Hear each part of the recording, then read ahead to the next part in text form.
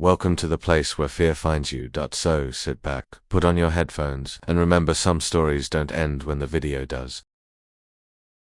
You know, sometimes the scariest stories are not about ghosts, but about real people. These are stories shared on Reddit that left many readers feeling deeply disturbed. And trust me, once you hear them, you'll probably keep looking over your shoulder for a while. Because the truth is, real life can be much darker than anything we imagine. One of the stories that caught my attention was about a guy who used to work night shifts at a gas station. He said that for the most part, the job was dull. The hours dragged by slowly, and the routine became predictable. He would mop the floor, clean the shelves, restock snacks and drinks, and sometimes just stand behind the counter staring at the clock, wishing time would move faster. Customers came in every now and then, truck drivers grabbing coffee, tired, travelers picking up snacks, or the occasional local who stopped by for cigarettes or fuel. Nothing too strange. But then came a night that he swore he would never forget, because it changed the way he looked at people forever. He said it was around 2:30 in the morning. One of those hours where the world feels completely still, when the silence itself feels heavy. The hum of the coolers and the buzzing fluorescent lights were the only sounds filling the store. He was leaning against the counter, scrolling through his phone to pass the time, when the doorbell chimed, signaling that someone had walked in. At first, he didn't think much of it. He glanced up casually, expecting to see some sleepy customer grabbing a drink. But instead, he saw a man who instantly made his stomach twist. The guy who walked in was tall, lanky, and dressed in a dirty, gray hoodie. The hood was pulled low over his head, casting a shadow over most of his face, but the little that was visible looked off. His beard was unkempt, his skin looked pale and tired, and his lips twitched slightly as if he was mumbling something to himself. What unsettled the worker the most wasn't his appearance, though it was the way the man just stood there near the entrance, motionless, almost like he didn't know what to do next. The worker cleared his throat and gave the usual greeting. "Hey, welcome in. Can I help you find something?" The man didn't answer. He didn't even look up. Instead, he lowered his head further and just stood there breathing heavily. The kind of breathing you can hear from across the room. It wasn't normal. It was strained, uneven, like someone trying to control their nerves or suppress something bubbling under the surface at first. The worker thought maybe the guy was high, or drunk, or maybe homeless and just looking for warmth. But the longer he stood there silently, the creepier it felt. The worker tried again, this time with a bit more firmness. "Sir, do you need something?" Still no response. The man slowly lifted his head just enough so that his mouth was visible, but not his eyes. And then, without warning, he leaned slightly closer toward the counter and whispered something so strange it sent chills through the worker's body. "Do you ever feel like someone's watching you all the time?" The voice was raspy, low, almost conspiratorial, like he was sharing a secret no one else should hear. The worker froze, not sure what to say. He forced out a nervous laugh and replied, "Not really, man. Are you okay?"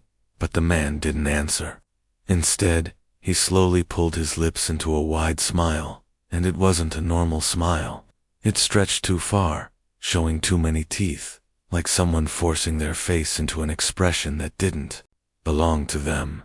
It looked unnatural, grotesque even, and the worker admitted that his hands started trembling slightly as he stood there watching it. Just as suddenly as he came in, the man turned around and walked toward the door. He didn't buy anything. He didn't say another word. He just left. The worker thought that was the end of it, and he felt a wave of relief as the bell chimed behind him. But when he glanced outside through the glass doors, his relief turned into dread. The man hadn't left. He was standing out by the gas pumps, staring directly at the store. He didn't move. He didn't blink. He just stood there, his hood still covering his face. His head tilted slightly like he was studying the worker through the glass. The worker tried to focus on anything else. stocking shelves, sweeping the floor. But every time he glanced up, the man was still there. Minutes passed. 10, 15, 20. The worker said it felt like hours. At one point, the man took a step closer, standing right in the light of the gas pump canopy, and for the first time the worker could see his face clearly. He described it as pale, almost sickly, with dark circles under his eyes. And that same twisted smile stretched across his face as he watched from the dark parking lot by this point. The worker's heart was pounding so hard he could hear it in his ears. He thought about calling the police, but then another thought hit him. What would he even say? "There's a man outside staring at me." It didn't sound like much, but in that moment, it felt terrifying. Every instinct told him that this wasn't normal, that this man wasn't just some random late-night wanderer.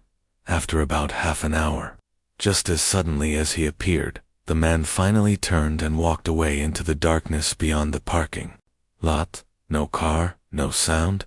He just melted into the shadows. The worker rushed to lock the doors, even though the store technically had to stay open all night.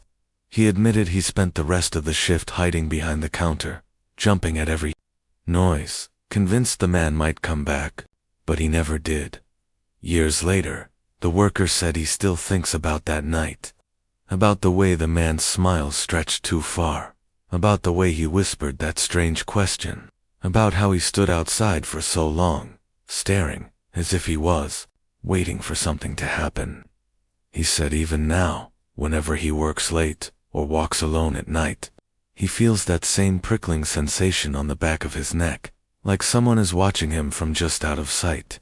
And the most disturbing part of all, he never found out who the man was, or what he wanted. And maybe that's the scariest thing, when you realize some strangers are not just strange, but deeply, unsettlingly wrong. The next story is about a young woman who once lived in an old apartment building that had definitely seen better days. The kind of place with thin walls, creaky floors, and pipes that groaned whenever someone turned on the water. She said the rent was cheap, and that's why she moved in. She didn't mind the little things, like the flickering hallway lights, or the occasional strange noises from her neighbors. To her, it was just part of the charm of living in a run-down building. She worked long hours, and often came home exhausted, so most nights, she barely noticed the little details that would have bothered other people. She had a habit of falling asleep on her couch with her headphones on, either listening to music or watching something on her laptop until her eyes grew heavy. It was a routine she found comforting, almost like a way to shut out the loneliness of living by herself. One night, though, something changed. She said it was around midnight when she drifted off to sleep on the couch as usual, headphones still on, the glow of her laptop screen fading as it went into sleep mode. The building was quiet, and at first nothing seemed out of the ordinary. But then, sometime in the middle of the night, she suddenly woke up, and it wasn't because of a noise, at least, not exactly. She woke up because of silence. You know how sometimes your brain just knows something is off, even if you can't put your finger on it? That's how she described it. It was as if the silence in the room had a weight to it, like it was pressing down on her chest. Still half asleep, she reached up and pulled her headphones off. That's when she realized she could hear breathing. Not her own breathing, not the soft rhythm of someone asleep, but a heavier, slower breathing. Her first thought was that maybe she had left the TV on, or maybe she was still dreaming, but the longer she listened, the clearer it became. Someone was inside her apartment. Her body froze, every muscle locked in place, as fear spread through her. She slowly turned her head toward the hallway, her eyes adjusting to the dim light of the apartment. And that's when she saw it, just the faintest movement, a shadow slipping back into her bedroom. She blinked hard, praying it was her imagination, a trick of the light, anything but what it seemed to be. But, deep down, she knew what she saw. Someone had been standing in her hallway, watching her, and had now gone into her bedroom. Her first instinct was to run, but she couldn't. It was like her body refused to move. She stayed frozen on the couch, her heart pounding so hard, she thought whoever was in the bedroom could probably hear it. She tried to convince herself maybe it was nothing, maybe she was still half asleep. But then she noticed something that erased any hope of that being true. She could still hear the breathing, and it was coming from down the hallway, deep and steady, like someone trying to stay quiet but failing. She said the seconds stretched into what felt like hours. She sat there, gripping her phone in her hand, not daring to make a sound. Finally, with her hands shaking, she unlocked it and dialed the police. She spoke in the softest whisper, telling the operator that someone was inside her apartment. The operator told her to stay on the line, stay quiet, and that officers were already on their way. Every second that passed was torture. She kept expecting the figure to reappear in the hallway, to come closer, to realize she was awake. She fought the urge to cry, knowing that any noise could give her away, after what felt like forever. There was a sudden knock at the door, firm and loud, followed by voices shouting, "Police!" Relief washed over her, but it was mixed with terror, because that also meant the intruder knew the police were there. She ran to the door, unlocked it quickly, and let the officers in. They rushed past her, guns drawn, moving toward the bedroom, where she had last seen the shadow. For a moment, the only sounds were the shouts of the officers and the heavy thud of their boots against the floor. Then it went quiet again. One of the officers came back and told her the window in the bedroom was wide open. The curtains were fluttering in the night air, and on the floor beneath the window were muddy footprints. Whoever had been in her apartment had climbed in through the window and slipped out the same way once the police arrived. The realization made her knees weak. She had been asleep in that apartment while a stranger was standing in her bedroom, just watching her. The officers searched the building but couldn't find anyone. When they came back, one of them pulled her aside and told her something that made her blood run cold.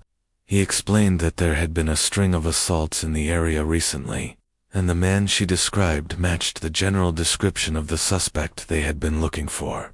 They believed he had been breaking into apartments late at night, watching women as they slept, and in some cases, attacking them. She was told, very bluntly, that she was lucky she woke up when she did, because if she hadn't, the night could have ended very differently. The thought of that haunted her. The idea that while she was lying there, half asleep on the couch, there was a man in her apartment who might have been planning something terrible. She kept replaying it in her head. How long had he been standing there before she woke up? How many times had he been in her apartment before without her knowing? And what would have happened if she hadn't opened her eyes at that exact moment? She didn't sleep for the rest of the night. She sat in the living room with all the lights on, her back against the wall, shaking every time the building made a noise. The police stayed for a while, but eventually they had to leave, and the silence of the apartment felt heavier than ever. By the time the sun came up, she had already made her decision. She couldn't stay there any longer. She packed her things over the next few days and moved out as quickly as she could. She didn't care that breaking the lease would cost her money or that she had nowhere lined up yet. The fear of staying there was stronger than any inconvenience. Even years later, she said she still checks every lock twice, makes sure every window is secure, and sleeps lightly, waking up at the smallest sound. The experience never really left her. What makes the story so disturbing is not just the thought of someone breaking in, it's the thought of being watched, the idea that she was completely unaware, headphones on, drifting off to sleep, while a stranger was standing just feet away, studying her every move. That's the kind of fear that lingers. The kind of fear that makes you realize how vulnerable we all really are, even in the place where we should feel safest. And maybe the scariest part of all is that the man was never caught. The police had suspects, but none were confirmed. For all she knows, the same person could still be out there, creeping into apartments, standing in the dark, waiting for someone to wake up. And maybe, that night, she wasn't his first victim, or his last. The last story might sound simple at first, but sometimes it's the shortest stories that stay in your mind the longest. It came from a Reddit user who shared something that happened to him when he was a child, and even though years have passed, he still can't shake off the memory. Back then, he lived in a small, cozy house with his mom.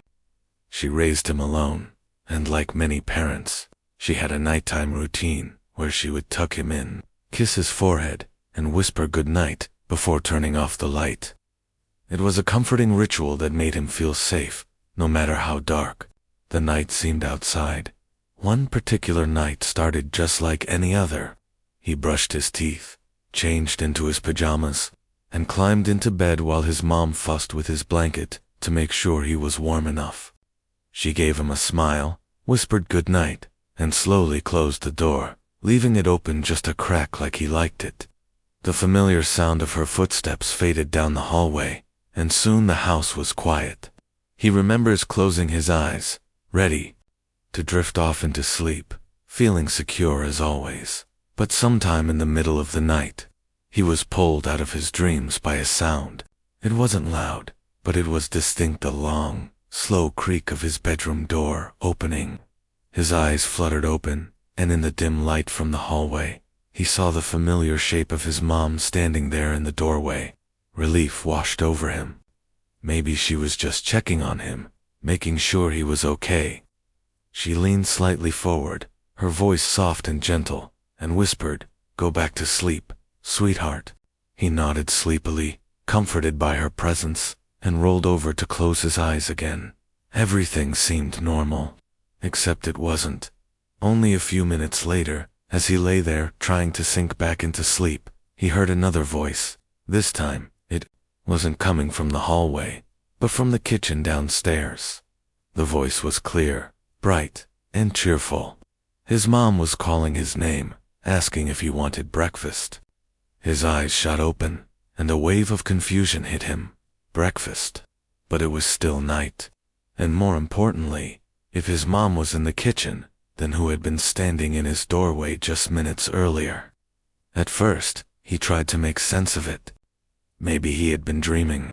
Maybe his mind had played a trick on him. But something about it didn't feel like a dream. He remembered the creak of the door, the outline of her body, the exact way her voice sounded when she whispered to him. It had felt real, too real. His heart began to pound as he sat up in bed, torn between staying put and finding out what was going on. Finally, curiosity and fear pushed him to climb out of bed and walk down the hallway toward the kitchen. When he got there, he found his mom standing by the counter, busy preparing something. The morning light was just barely starting to creep through the windows, so maybe it really was close to breakfast time. But what stopped him in his tracks wasn't the food, or the light, or even the time. It was the look on his mom's face when he asked her a simple question. "Why did you come into my room earlier?" She froze. The color drained from her face, and her hands trembled slightly as she put down the spoon she was holding. She turned to him slowly, her expression pale and unreadable, and finally whispered, "I never went into your room tonight." The room suddenly felt colder, and the boy's stomach dropped. He knew from her reaction that this wasn't a joke, and it wasn't a misunderstanding. His mom hadn't been there. For the rest of the day, the atmosphere in the house was heavy. His mom tried to brush it off, telling him maybe it was just a dream, maybe his imagination was running wild. But he could see in her eyes that she didn't believe that either. Something about the way he described it, the detail, the certainty in his voice, scared her too. She kept glancing toward the hallway, toward the stairs, like she was half expecting to see something standing there. As a child, he didn't fully understand what it meant. He tried to convince himself it was nothing, but deep down, he knew what he had seen. The shape in the doorway had been his mom, or at least, it looked like her. It spoke like her. It moved like her. But it wasn't her. Something had been in his room, pretending to be his mother, and the thought of that realization stayed with him forever. He said the hardest part was trying to sleep after that night. Every time he closed his eyes, he worried about waking up. to that door creaking open again. He would lie there in the dark, staring at the crack in the door, waiting for a shadow to appear. Sometimes he even thought he heard whispers, too faint to understand, but close enough to make his skin crawl. His mom started leaving the hallway light on for him after that, but even the light couldn't erase the fear that something could be lurking in the shadows, waiting for him to close his eyes. As he grew older, he looked back on that night again and again, trying to explain it. Was it sleep paralysis? Was it a dream blending into reality? Or was it something far more sinister? The truth is, he never found an answer. All he knew was that what he saw, what he heard, was too real to be brushed aside as imagination, and the fact that it took the exact form of the one person he trusted most in the world made it even worse. He admitted that even as an adult, he sometimes wakes up in the middle of the night, heart racing, convinced that his door is about to creak open. He says he still hears his mom's voice in his memory, whispering, "Go back to sleep, sweetheart," and every time it sends a shiver down his spine. Because now he understands what he didn't back then. Whatever that thing was, it wanted him to feel safe.